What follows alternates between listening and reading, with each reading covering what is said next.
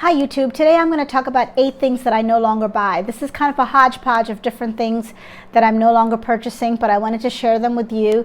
As I went through my debt-free journey, I really started looking at everything that I was spending money on, and these are some of the things that I stopped buying. The first item is organizing containers. I absolutely love organizing stuff. My logic when I was getting out of debt was that I didn't want to spend money looking for things that I already owned. So I figured I would start organizing my home. And if I organized my home, I wouldn't actually go out and buy those same things again. Instead of organizing all of my stuff, I needed to start getting rid of a lot of these things. I did eventually start selling my items to help pay off my debt. But in the beginning, I was just busy organizing it, not really thinking that before I even take the step of organizing, I really need to go about the step of purging things that shouldn't be in my home. And then I can organize what is actually left and is actually needed in my home. So that is something that I no longer buy anymore, are organizing containers. I had bought so many. I actually have a big bin full of extra containers I don't use, and I'm still debating if I should get rid of them or what I should do with them. But I no longer buy any more organizing containers. A lot of organizing can also be done with containers that you get for free, but I definitely feel like before you start organizing your whole house, you need to actually work on purging your house of things that are not needed, and you might not even end up needing that many organizing containers, but I definitely do not buy any more.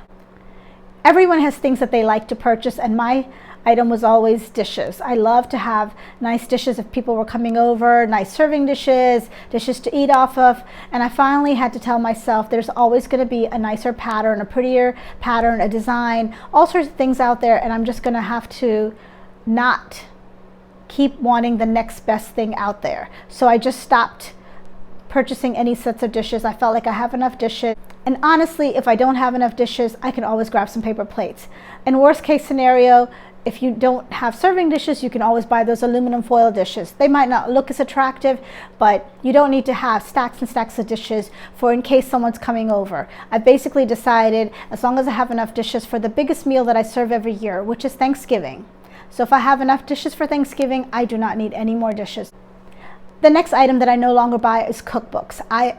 Going in line with dishes, I like to actually cook. So I was always getting recipe books. I love to get the Southern Living cooking recipe books, all sorts of cookbooks. I used to get them for birthdays and holidays as gifts. And I do enjoy them, and I loved getting them, but I no longer buy them because I've noticed that I use like 1 or 2 recipes out of the whole book, and then the rest of the book was just taking up space. So recently, I took all my recipes and I made copies of the ones that I liked, and I actually donated the recipe books.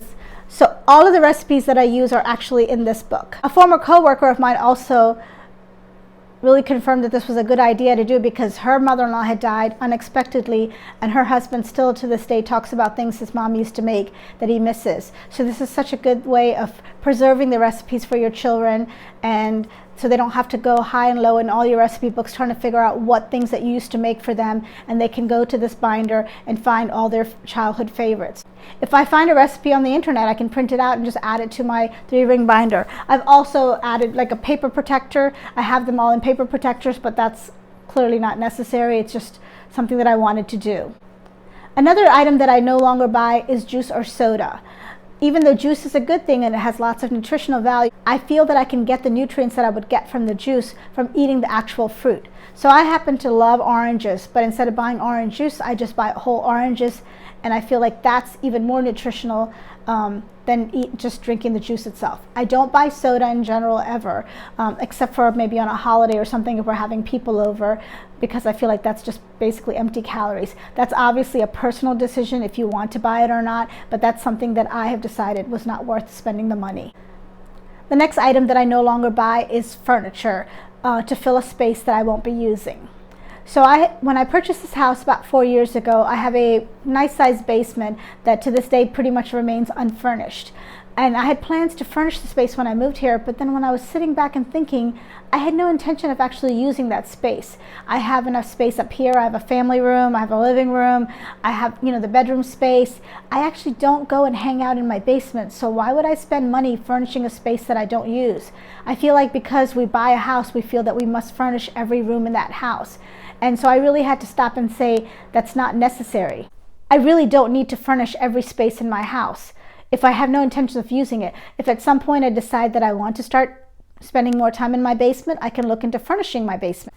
The next item that I no longer buy is dryer sheets. I didn't go out and buy dryer balls, but we actually made dryer balls. A couple years ago, my mom for me took yarn, and you have to use wool yarn, and she basically made these balls, and then you wash them a couple times, and the balls, basically the yarn just kind of, I don't even know how to explain it, that it almost melts into it becomes like a solid ball. After a couple of times of washing it, the yarn becomes almost like a solid ball that you can't really pull it apart. It's something, I guess, about how wool is. So we made about 4 balls. I've had these dryer balls for about 7 years, so I've not had a need for dryer sheets for over 7 years, and that's something I no longer purchase. The next item that I no longer purchase are the Swiffer sheets that you would put on the Swiffer, like the dry Swiffer sheets. I no longer get those. I actually don't even own a Swiffer. I just bought like a knockoff brand of Swiffer, and I buy these socks. These are like really thick woolly socks from the dollar store. So I've purchased these. Now they're $1.25, but in the past for like $1 you get a pack of 2, and I use these. I slip these over the Swiffer, and then I use these to pick up whatever dust is on the ground. And then I can just throw these in the laundry and wash them with any other rags and stuff that I might be washing, and I just keep reusing them. So I no longer buy the Swiffer sheets. The last item that I no longer buy is really a broad category. It's more things that I already own. I feel like when we go to the store, we're always tempted by the newer brand or the newer model of something that we already own. I've had to stop myself and say, I already own this item. I do not need to purchase again.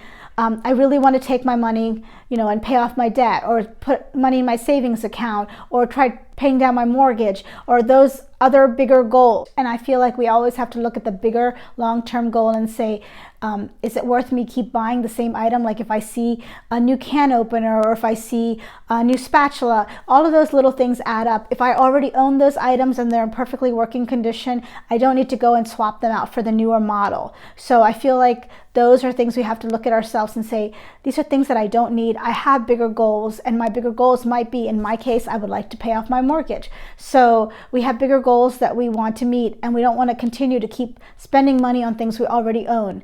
If there's something that you need that's a valid thing that you actually do need, then that's different. But let's not spend our money repurchasing what we already own because there's a newer, nicer, shinier item out there. I hope you got some ideas to help meet your long-term financial goals. Please remember to like and subscribe to my channel, and I will see you on the next video. Thank you.